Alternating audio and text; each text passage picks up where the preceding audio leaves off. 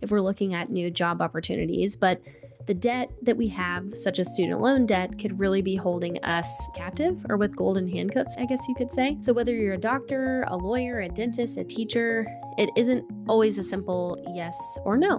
What's up, everybody? It's Megan here with SLP Wealth. Today, we're going to be diving into a question that we commonly get. Should I change jobs if I have a lot of debt?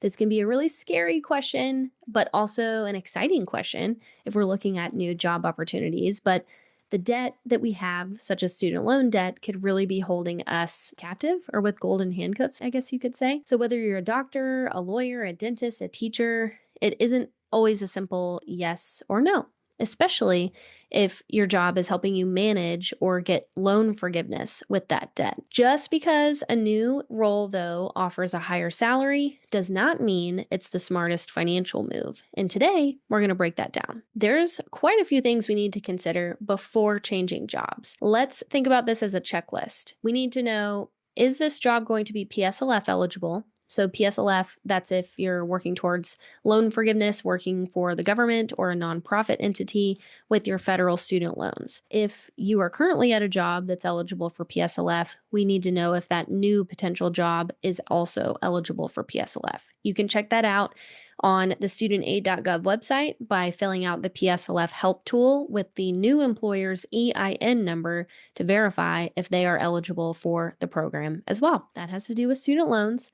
Next up, we want to also compare salary versus net income.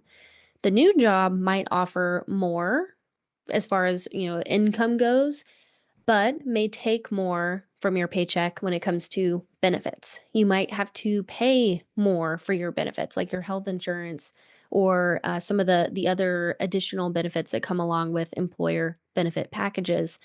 Maybe the employer at this new job doesn't subsidize as much as your current employer, or vice versa. Maybe the new employer does subsidize a lot more, and that just means pays for a lot more of those employer benefits. We talked about health insurance and other benefits. That's something to also just compare at their own level. What quality healthcare coverage does this new employer have compared to your current employer?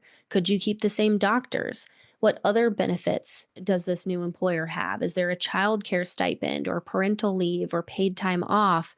Is there life disability insurance? Is there additional AD&D insurance or cancer insurance? There's a few different benefits that you may have at your current employer that this new employer does or does not have, and you would want to know that. Compare the commute time, or you have to drive into this location. Is it further? Map it at the time that you would be going into work to account for what the traffic looks like at that time in the morning and coming home at night. Or does it offer remote flexibility? That's a really unique benefit in this day and age that is pretty cool. You could work from home for a lot of jobs. Is that a possibility? Or do you have limited remote work days or no remote work days? That's something to compare, because commute time factors into like your day-to-day when it comes to this new job. Going along the lines of employer benefits again, retirement benefits. That's something to know. What does this new employer provide?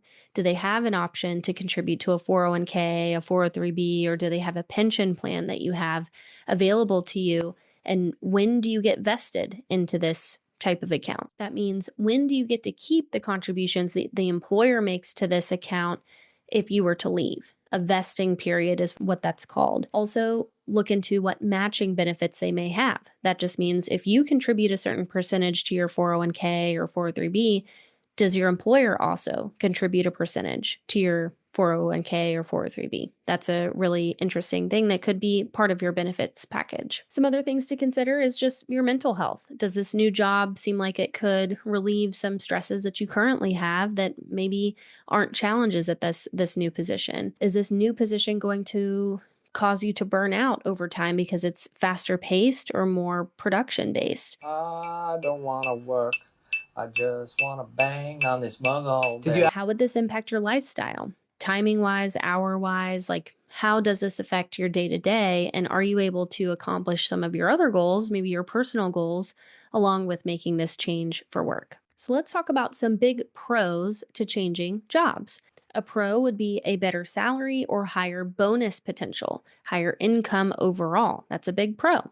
There could be opportunity for faster career growth or a promotion. There may be better work-life balance or remote flexibility that you don't currently have now, possibly better benefits or student loan repayment assistance. That could be something that would be really attractive. In general, leaving a toxic or a draining workplace, that could be a huge benefit if your current position is causing you a lot of stress and anxiety. Some cons of changing jobs, though. There could be a risk of losing PSLF eligibility if your current position qualifies for PSLF, but this new position does not. Now, PSLF should not be the golden handcuffs, I should say. There are definitely situations where taking a higher paying position or a new position could be better than sticking around with that PSLF job. Even if the math isn't exactly the same, there could be other reasons and other big pros to making that change. So I don't want you to feel like that's necessarily the worst con in the world if you're walking away from a PSLF job. You could have a plan that gets you to a different type of loan forgiveness, or maybe the new job offers a higher pay that allows us to pay down those loans a lot faster, which we couldn't have done staying in that PSLF eligible position. Another con to changing jobs is you might have some waiting periods when it comes to opting into the benefits, the employer benefits that they provide. Switching jobs may also mean losing pension vesting or accrued sick or vacation time that maybe you had at your prior job. You also have to adjust to a new culture, a new team, new expectations. There's going to be a learning curve to some extent. And if you are required to move or relocate for this job, that could be seen as a con too. Just having those moving costs or maybe a higher cost of living area if you're moving to one of those versus where you lived previously. Some pros to staying at your current job. Let's talk devil's advocate here.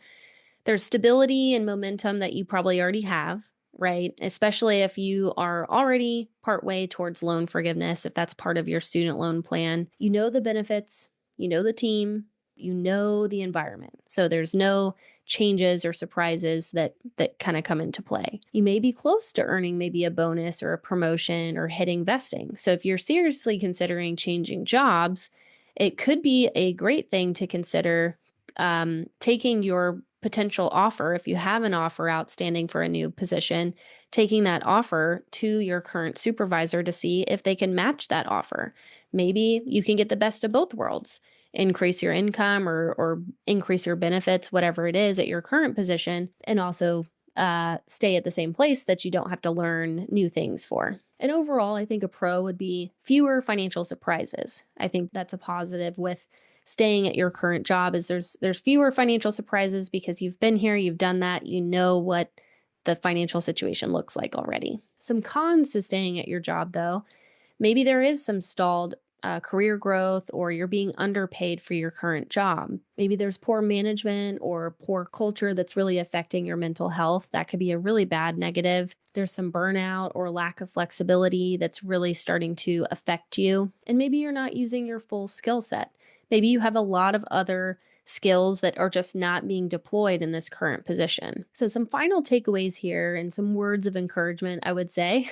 I would think about your long-term goals here, especially if you're pursuing loan forgiveness or things that are tied to this employer. What feels good short-term may not be the best long-term. So think about the things that are, causing you some stress and anxiety now that could be short-term. How can you resolve those without switching jobs? Let's maybe explore that first and then compare to switching jobs if that does ultimately solve some of the issues that you're having. Because sometimes the best move is a new job. It's just something you're going to have to weigh the pros and cons to.